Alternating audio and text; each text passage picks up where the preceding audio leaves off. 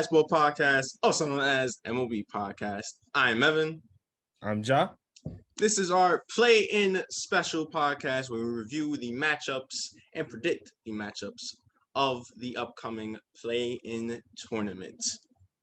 It's a big day. It's a big day, Ja. It's a big day. It's going to be a big week, actually. Well, it's going to be big next, 2 months? Yeah. Yep. It's going to be big time. This is where it all counts. Everything you laid out on the floor during the preseason, the regular season, especially in this weird season, yeah, it all matters, where it all counts. Yep, this is where it all matters. Playing games. Only one game for for the 10th seed. Yeah. For the 10th and the 9th seed. But for the 7th and the 8th, one game to get in to the 7th seed. 8th, whoever loses still has a chance, but this is not a series, The other chance will be going up against another team. You know what I'm saying? So yeah, this is pretty big. This is pretty different. We'll see how it all plays out, but it should be really, really, really exciting. I'm excited. You can tell. I'm ready. Do you have the ideas of who might win? Oh man, this is tough, man, because I don't know. This is like what they talk about. I know I ain't no football or anything, but it's almost like a Super Bowl kind of thing. It's just playoffs. It's left in, for the playoffs. Yeah. So it's tough. It's tough, man. All these 1 game, 2 game situations, it's gonna be tough. But which conference you want me to start off with? What conference to start off with? Well, yeah, we can go to the East. We can start off with the Eastern Conference. Yeah, okay. So let's talk about this 9th versus 10th seed, the Hornets versus the Pacers. And man, okay. So let's evaluate these two teams. We got one that's more slow pace. Yeah. Who actually, I think with the addition of Karis LeVert, they could play at a more fast. They could play at a more faster rate, but yeah. Still, at the end of the day, this is mainly a team consisting of guys that know how to play in more of a half-court setting, and they don't really run it up and down in transition, really, when you look at it all. You know what I mean? But then you got to go against a Hornets team that offensively, they just got they got a lot of weapons that could go off. You talk about LaMelo, Miles Bridges, Terry Rozier, Scary Terry, Devontae Graham. And it just goes on and on. PJ Washington. Indiana has the advantage defensively, though, because they have a lot of key defensive players, but there is a key person that brings a lot of defensive presence that they're missing. Miles Turner. Yes. Miles Turner. They're missing Miles Turner. And they could have added more scoring if they had TJ Warren too. So they don't have TJ Warren. TJ Warren been out this entire year though. Yeah, he been out the entire year, but hey, he's still a good, valuable piece, and he showed a lot, especially in that bubble. So they're missing out on a key piece with him. I'm not gonna lie, to be honest, I haven't heard much about Brogdon recently. Is he? Well, he should. I think he's going to be ready to go. Okay. For the playing matchup. Okay, but yeah. So when you look at it, it's tough. It's tough with this. But the Pacers have experience. The Hornets, there's been players who have been inexperienced in the playoffs, but this team has never been to the playoffs before. But they got a different kind of extra gear chip on their shoulder. So you're gonna be shocked when I say this, but I got the Hornets taking this one. I'm not that shocked. That's not a shocking thing. It's not. the Nuggets being the Supersonics or something like that. But that's an interesting take. Hornets is interesting because they were a team they were around top 5 in the East, and then just things didn't go their way. LaMelo's injury really hurt them. The way that LaMelo can play, make, and score. Yeah. Also, Gordon Hayward's injury, arguably their best player, that really hurt them, and he's still out. And I don't know if he's going to be ready. Actually, I don't think he's going to be ready for this game. They would have to get into the playoffs, I believe, for him to play. Yeah. So that's gotta hurt them a lot. They're gonna need some of that scoring from him. But actually, maybe they don't need that scoring because they have a lot of scoring, as you mentioned, all those players that they have. But I'd even mention Malik Monk. No, you didn't. No, you didn't. But what might hurt the Hornets might be defensively. I don't feel like they're a terrible defensive team, but I don't think they have the players that can really. Miles Bridges is good defensively, but I don't think that he can do a great job on Sabonis. Yeah, I think Sabonis can really go to work down there. But Miles Bridges that would probably be the toughest matchup. They don't got really anybody to guard Karis LeVert and Brogdon if he's playing too. No, they do. No, they do not. And it's crazy how you bring up nobody to guard Sabonis because I don't know if these players are going to live up to the challenge, but this is where Biyombo and Zeller have to come into play. But Sabonis is going to get his against them regardless. Let's just be honest about that. But go on. I'm sorry. Well, I was going to say, adding on to what you was about to say, I feel like out of all those matchups, Sabonis might have the hardest matchups because those three guys, Bridges, Biyombo, Zeller, they are more in tune defensively compared to the other guys when going up against LeVert, Brogdon. Yeah, that's all I was just going to allude to. I'm like, you made a good point. That backcourt, the defense in the backcourt is for the Hornets is not that bright. It's really not that bright. No matter who you substitute in for that team, there's nobody that's going to be able to guard Brogdon. There's nobody that's going to be able to guard LeVert. And you talk about it, but let's talk about and then it's an advantage that the Hornets also have, bringing it back into the offense is, in my opinion, they're a better 3-ball team than the Pacers. And this is a 3-ball orientated league. So it's tough, but I just feel like in a situation in which, yes, just like what you said, the backcourt defense for the Hornets is going to suck, and there's not going to be really anybody that's going to be able to guard LeVert or Brogdon, or whatsoever. But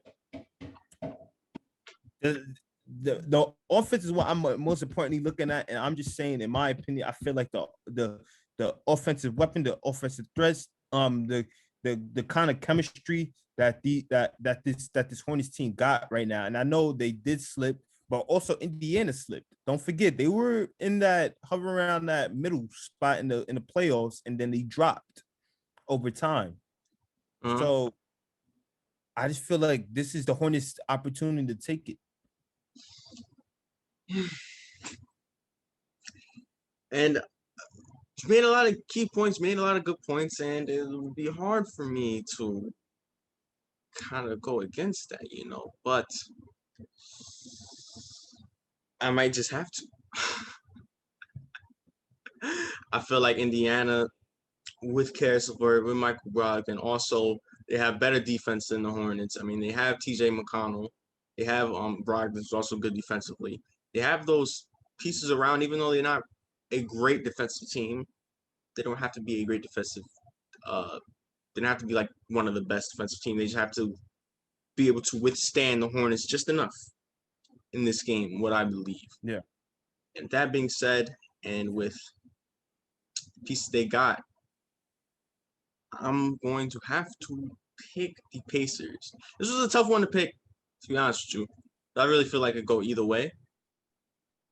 But yeah, I feel like the Pacers, LeVert, Brogdon, Connell, Sabonis, feel like these guys, they can get it done. I can't go against that. You know what I mean? I can't go against that pick, of course, obviously, because again, this is, to be honest, if you look at all the playing games, these are kind of tough, really, to choose between. But but Mm-hmm. but yeah, and like Indiana, they do have some guys who are really connected on both ends of the floor, which gives them the advantage right there compared to other than the Hornets that really don't have that.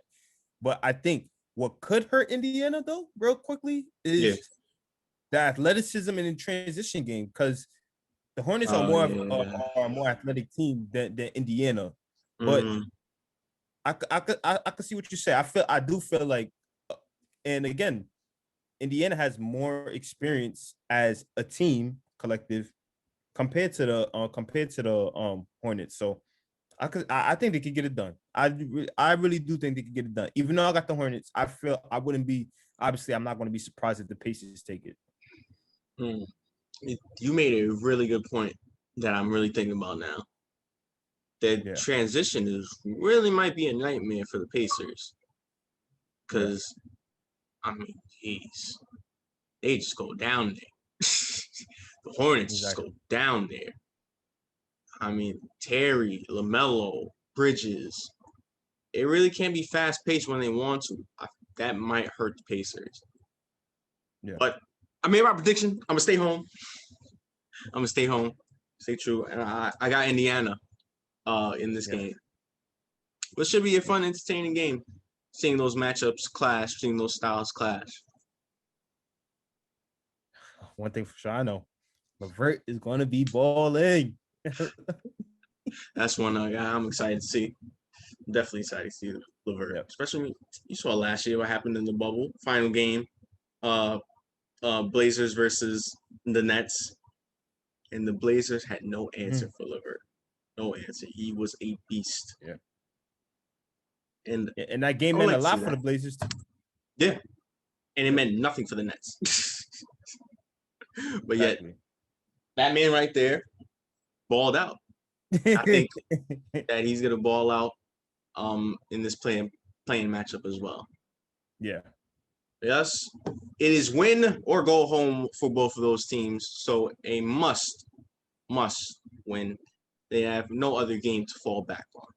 Yeah. Staying in the Eastern Conference, the next matchup, pretty exciting for this. The Washington Wizards going to Boston to battle the Boston Celtics. Now, this is a very interesting matchup, very offensive matchup, high scoring that I predict. Yeah. Both teams struggle defensively. Yes. The Wizards more, even though they kind of got it together in the second half of the season. Celtics obviously are going to miss their key piece in Jaylen Brown. Yeah. With a player like that, of course, you just hope that he's on the floor with you. He just increases your chances so much for you to win. But they're not going to have that. So they're going to need to rely on Tatum and Walker to, get those scoring.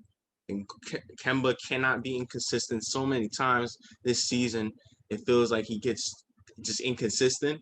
And when he's aggressive and when he's playing great, they win. I feel like he's going to be the Yes. key. Hell yeah. He's going to be the key. Tatum is going to be Tatum. We see what he can do. The man's, 22, 23? He already feels like a star. He always feels like a superstar. It's ridiculous. It's ridiculous things that 23. Tatum can do. 23. Yeah. And it's ridiculous what things that he can do. So I know he's going to step up. Also, role players. Fournier. He's been a little up and down since joining Boston. Yeah. And he's going to need to be up for this game. If they want to match the Wizards, who can score at a fast pace, they're going to need those guys to score. They're going to need him. They're going to need Robert Williams, Marcus Smart. You already know he can do defensive side of the ball. Yeah. And I feel like he can be key in terms of relieving the pressure off of Tatum and Walker because he's becoming a good catch and shooter in his career now compared to earlier part of his career. So I think that's going to be good for him. But let's talk about the Wizards for a second here. Mentioned their high scoring offense. Bradley Beal, second the scoring chart. right behind Curry. Curry beat him in the final game. Yeah. He's an all-star. They give him the ball late. They trust him. He's just an offensive beast when he wants to be. Yeah. He really can be. The role players of them stepping up as well. Rui Hachimura, Neto, Daniel Gaffer, who stepped up defensively for this team a lot. Garrison Matthews. This has become a well-rounded chemistry-based team. Yes. And at the helm of all of that is Mr. Triple Double himself, Russell Westbrook. I mean, what can you say about Russ? What can you say about good old Russ? You love to say it when he's aggressive and when he's has a high scoring total with the triple double, they're going to win. Mm-hmm. And exactly. That being said, that's what I think is going to happen. I predict the Washington Wizards to win this game. I just feel like this is their game. I feel like they've been really on a good stretch.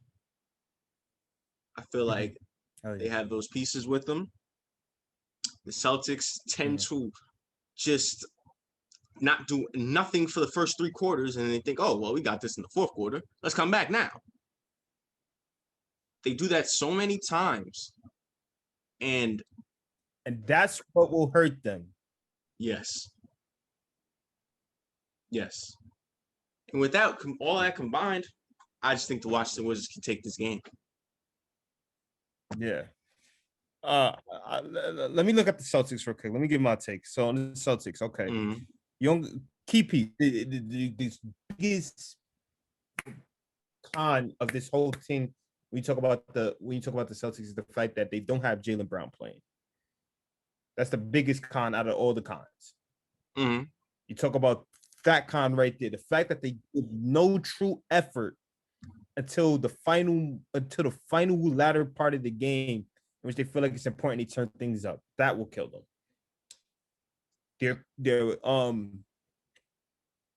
But their strength though is most of these plays have been around each other for a good amount of time. Brad Stevens is a great coach, a really great coach. Yeah. And the fact that they have to use their experiences that they have been before, because they have been through their ups and downs, but they have been at such a, just like what you said, Jason Tatum is 23 years old and he's been to already 3 straight, let me not say 3 straight, but he's already been to 3 conference finals at the age of 23. Yeah.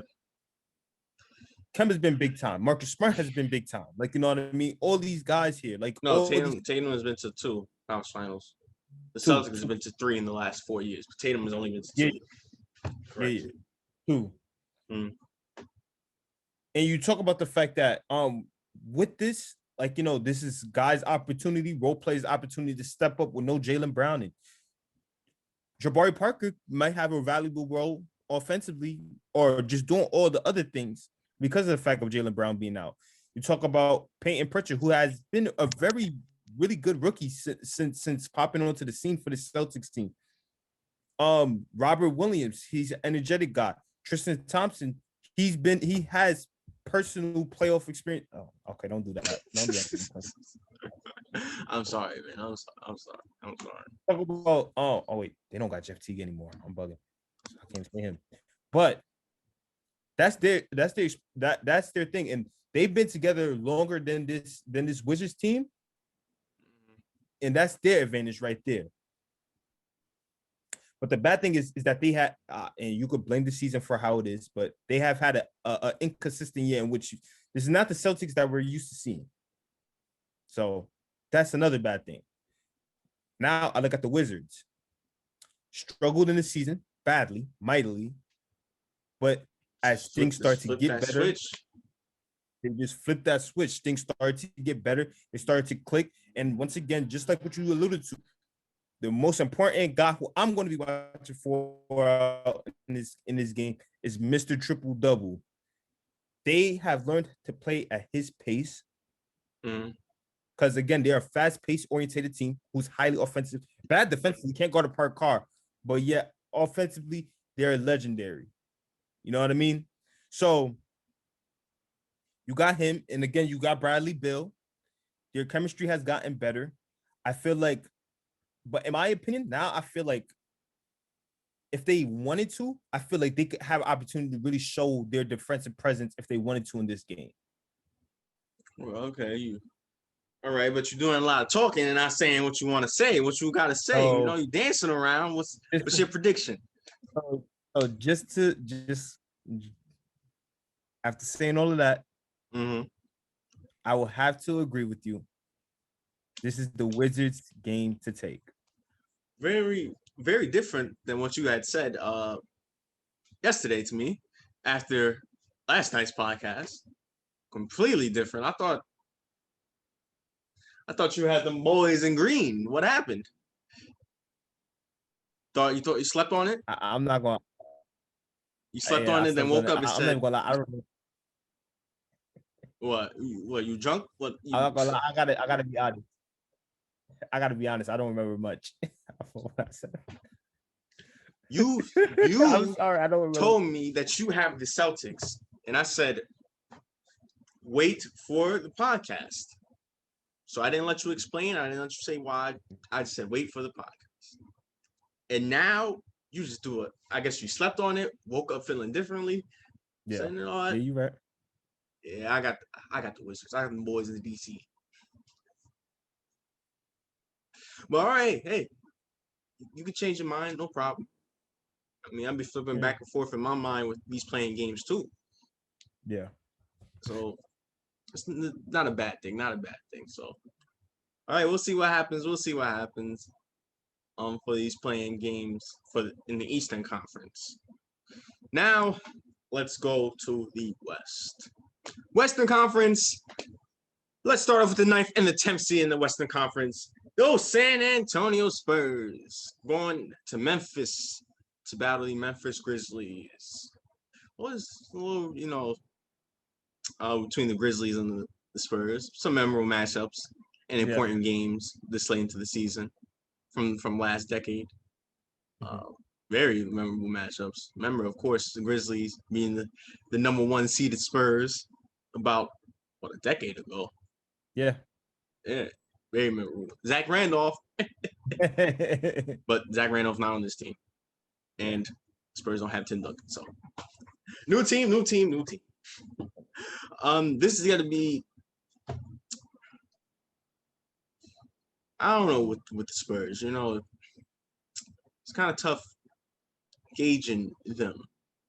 Yeah. I don't know what's up. They've lost so many games within literally the final possession. Yeah. Whether that's their fault or the opponents make a better play or a mistake or something, whatever. They can't close out a game. How many times it's been game winners or, I don't know, they blow a 32-point lead. Or they've had multiple tries to get a bucket to either tie the game or win the game, and they just fail. Yeah. I don't know what's up with San Antonio. To me, this is an easy pick. I got the Grizzlies. Yeah. Unfortunately, as much as it hurts me to say it, because you know how much I love DeMar. Yeah, this is an easy pick. Memphis got it all the way. But hey, anything is possible. They may end up shocking. Anything is possible. Like I said, I told you, off camera, these teams don't have to be, in terms of playing, these teams don't have to be better than their opponent. They just have to play better that day. Yeah. So yes, anything is possible. Spurs can still come up to win. I mean, they still got one of the greatest coaches of all time, and I still believe in him. Still got a great player in DeMar. Still got good pieces around him. Yeah. So I believe anything's possible. Yeah, but I just don't think that's gonna happen. Well, yeah, man. Yeah, go on. I'm sorry. I was just gonna say that this team, the Grizzlies, it seems like they can be competitive and win a couple games even if Ja is struggling. Because Ja has been struggling in certain games, and yet it's been close. The only reason why they lost is because they've been a better team or that other team just has a tremendous player, like I don't know, Stephen Curry, and it just doesn't end um well for them. But they still compete. The Yeah. Grizzlies always Oh yeah. compete. I mean, they have a great roster. They have Grayson Allen, who's really stepped up this year. Dylan Brooks, who's been an integral part of this team. Jaren Jackson Jr. just came back from injury. I feel like he's still getting into his role, Yeah. but he's still a good piece for them. Jonas Valanciunas has been playing great basketball this year. So I mean, yeah, that's really much my explanation. Those teams, that team, the players, and then the Spurs being the Spurs of this year, and not the Spurs what we grew up watching. Yeah. Yeah, there's not really much for me to Yeah. say. Yeah. Yeah. In terms of what it looks like from our viewpoint, the Memphis got it all the way because, in my opinion, the only thing the Spurs got going for them is Greg Popovich. And that's no disrespect to the players. That's no disrespect. Again, you know how much I love DeMar. I respect DeJounte's Murray game because I love his game. He's nice. Um, they got experience. They got a little bit of experience with DeMar, Rudy Gay, and DeJounte Murray. But there's nothing in Patty Mills. There's nothing really much. Like Memphis has it on both ends of the floor. They have the fast pace, and if they want to slow it down, they can. Dylan Brooks is a great 3-and-D guy. You know, you talk about Jonas Valanciunas. There's no big man on the San Antonio Spurs that's going to be able to stop him. I tell you that right now, especially inside. Yeah. Ja's a leader. His leadership too is just like A leader in his second year is crazy. Exactly. And you talk about guys, these guys that you didn't bring up too: Desmond Bain, Xavier Tillman, guys on Memphis who is stepping up offensively. So yeah, it's Memphis all the way. Sorry, San Antonio, but I still have love for you. Unlike Charles Barkley. No, he has love for the Spurs. Just yeah. Yeah. Let's not keep talking about this game. We both got the Grizzlies, but hey, we'll see what happens. Yeah. And last, certainly not least, the Golden State Warriors going to the Staples Center to battle the defending champions, Los Angeles Lakers. Curry against LeBron once again. They meet again. Oh, this is gonna be exciting. This is gonna be fun. This is gonna be fun. They can never escape each other. Well, let's get into this game. The Lakers. No, it's really just been injury as to why they are this low. Bron's been hurt. AD's been hurt. Schroeder's been hurt or unbalanced protocol. Yeah. I mean, that's really all it comes down to. They're healthy now for the most part. I don't know if LeBron is 100%. Seeing that he said that the ankle's still bothering him a little bit, but this is LeBron. I still believe in him. And unlike what I said about the Grizzlies, the Grizzlies having a better roster than the Warriors, but they don't have Stephen Curry. Well, the Warriors don't have AD and LeBron, so I can't really say that. But what I can say for the Warriors side is that they still do have good pieces to complement Curry. They still have Jordan Poole, who's been playing good basketball. Andrew Wiggins playing good basketball. I know that Kelly Oubre is gonna be out for these games, unfortunately. But they still been playing well even while he's been out. Draymond Green, of course, emotional leader, on-court leader. Scotto Anderson, who can what? The greatest playmaker. Oh yeah, greatest playmaker, greatest defender. Scotto Anderson, who hustles, does a lot of the dirty work and can score too.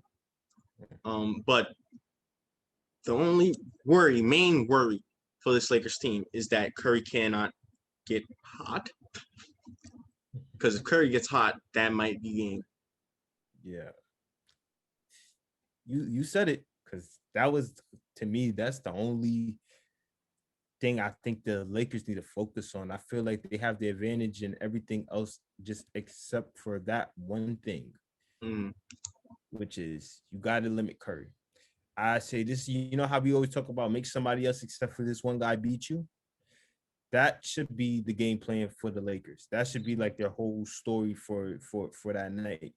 You know what I mean? Make Andrew Wiggins, make Toscano Anderson, make Jordan Poole, make Draymond Green, make them all beat us, except for that man, Wardell. That's all they got to do. If they got to have some kind of defensive scheme made for that. Because let me tell you something. Number one, you can't stop a great scorer from scoring. That's one. So, but the thing that you could do is you could contain him and limit his advantages or limit his strengths to a certain degree in order to have their best chance of winning. But at the same time, you already alluded to it. Even though it's hard to bet against Curry, we've been around a really long time enough to say it's even harder to bet against Braun. There you go. So, with that being said, offensively, defensively, the championship experience already with this team, adding Andre Drummond, the Lakers. Yep. And I have to agree, the Lakers. They're defending champions for a reason. I don't think anybody can dispute that, but could be shocking. Curry and the Warriors. This could be really shocking. This will be really shocking if the Warriors win this game. I don't lie to you. This will be really shocking. Look, man, they better send the 5-on-1. 5-on-1. They better tackle Curry, make one of these other players shoot. And I have faith in the Lakers. They're one of the best, arguably the best defensive team in the league. Yeah. I believe, aren't they the first best, or are they right behind the Knicks? I think they might be in front of the Knicks, actually. Okay.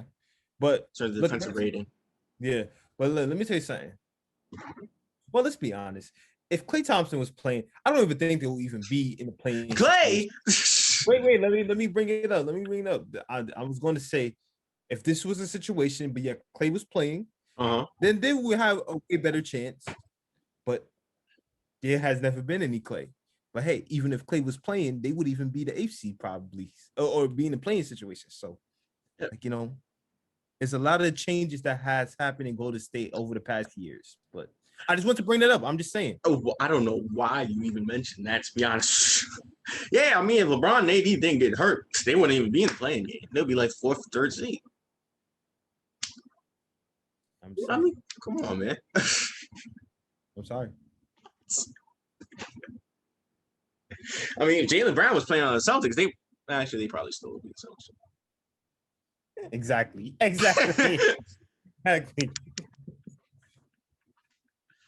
Oh man. But yeah, we both picked the Lakers, but that should be just a fun, entertaining game. Really. It'll be interesting to see what the Lakers can do to combat Curry, and we'll see what the Warriors can do to combat AD and try to limit the shooting ability as well of the Lakers, as well as LeBron, of course, but LeBron he's a threat on all levels. So and none of them is limited AD. Right? They're not stopping AD. I'm sorry. Draymond, there's no big on that best team. defender in the world. Best defender in the world, Draymond Green. Yeah, he's the best defender in the world. Best defender in the world. He could guard LeBron and AD at the same time. Like, let me say something. Braun gonna guard Curry. I swear, Braun gonna try to guard Curry. Let me tell you that right now. Like what he did to Murray in the West Conference Finals. Yeah. Yep. He gonna guard Curry. Hey, nah. Curry gonna still get his. Curry's still gonna do his. Exactly. So I'm about to say, with all due respect, Murray and Curry. Exactly. That's all I gotta say. But Braun gonna guard Curry. I know that's for a fact. I know Braun is gonna take on that. But I don't expect it early. I expect if Curry does get hot, Braun's gonna be like, I got him. Yeah. But I don't think from the get-go, LeBron's not gonna guard Curry. Yeah. But when it comes to AD, there's nobody on that team that could guard AD, and I don't think they're going to be able to contain him because their only big man that they got is injured. So sorry. I don't know. Still got Kevin Looney, Eric Pascal. Again, they're not containing AD. Thank you. All right. That's fine. That's fine. Yeah, and Draymond got to guard one of them. So, all right. There's some news, right? I guess we can get into it. Yes. All right, news. Famous announcer, one of the greatest announcers of all time, one of the famous commentators of all time, Marv Albert. I'm pretty sure every basketball fan knows who Marv Albert is. As announced, he will be retiring after the Eastern Conference Finals, and I mean, what a great career for him. We just wanted to give our thanks to what he's done for this industry, what he's done for basketball, what he's done for NBA, what he's done for us. Growing up, always hear his voice. Him, Kevin Harlan, Mike Green, but he was at the helm. He was before us. He was before me, before you. He was legendary before we even born. Yeah, exactly. I mean, you just want to say, celebrate your retirement because he's kind of been slipping up the past year. Way he be commentating. Yeah. He'd be like, I don't know, like Westbrook with the dunk and Oubre just shot a 3. Like that was. That's what happens. Age, man. That's what happens when you get so old. As soon as that happened, I said, "Man, Marv, retire, man. It ain't no shame. Retire. You've been great to the sport. Yeah. You'll be remembered for the sport forever." And hey, you still gonna be getting money. That's all I say. You still gonna be getting money in some way from the NBA. So just might as well retire. So yeah. He will be retiring, but no need to be sad or upset about it. Yeah. Celebrate him. Celebrate what he's done for the NBA and the influence he had on us. So, and plus, he's not retiring yet. Just wait till after the Eastern Conference Finals. Yeah, just don't make a mistake like that in the Eastern Conference Finals, though, man. Just saying. All right. Also, did you see that Luke Walton is going to remain the Sacramento basketball team's head coach? Why am I focusing on the Sacramento? I'm just saying that if it's not De'Aaron Fox, there's no need for me to focus. I mean, I'm assuming you want them to succeed. I want them to succeed, but you're not in Seattle, so I can't. Oh, I don't know. Goodness, please start with the Seattle. It's not happening. All right. Okay. It's not happening, man. Don't put that legacy on them, please. All right, a man could dream, okay? But hey, but he's probably he's a player coach. I think he knows how to connect with guys. It's just not resulting in winning, but he's a former player himself. He can teach these guys a lot of things, and there's a reason why he's still got a coaching job. He must be good at it. Okay. Yeah. Anything else? I think it's time to wrap things up. Any final thoughts? Oh yeah. Real quick, I just want to say congratulations to Kyrie for that 50, 40, 90. Oh yes. So. Kyrie, 9th player in history to average 50, to have 50% field goal, 40% from 3, and 90% from the free throw line. Yeah. So that's absolutely a legendary year. Those years got Steve Nash 2 MVPs. Probably shouldn't have got him, but they got him. So. He deserved one. Oh no, I agree, and it's probably the first one that he got. Yeah, I agree. But the next one, we know who that belongs to. Rest in peace, bro. Yeah, Kobe, but the Lakers weren't actually exactly being the Lakers. Maybe if they were winning more, they definitely would have got. But yeah, they wasn't going to do that, unfortunately. But it should be interesting playoff matchups. By the way, the play-in games will be tonight. The Eastern Conference won't be tonight. 6:30, the Hornets and the Pacers on TNT. Obviously, we just gave our predictions. So, and right after that, TNT 9 o'clock, the Wizards up against the Celtics. So Oh, and watch the playing games tonight. It should be very interesting. Maybe we'll get some surprising. Actually, for both of these games, it might not be surprising whoever wins. So Yeah. Yeah, should be some good games, hopefully. And we'll see who becomes the 7th seed and who will have to wait to become the 8th seed. Let's get it. All right. Thank you guys for tuning in. Thank you guys for watching 2 days playing special. Make sure you tune into tomorrow's also I guess playing special. Make sure you like, share, subscribe, comment, give us feedback, support the channel, all that good stuff.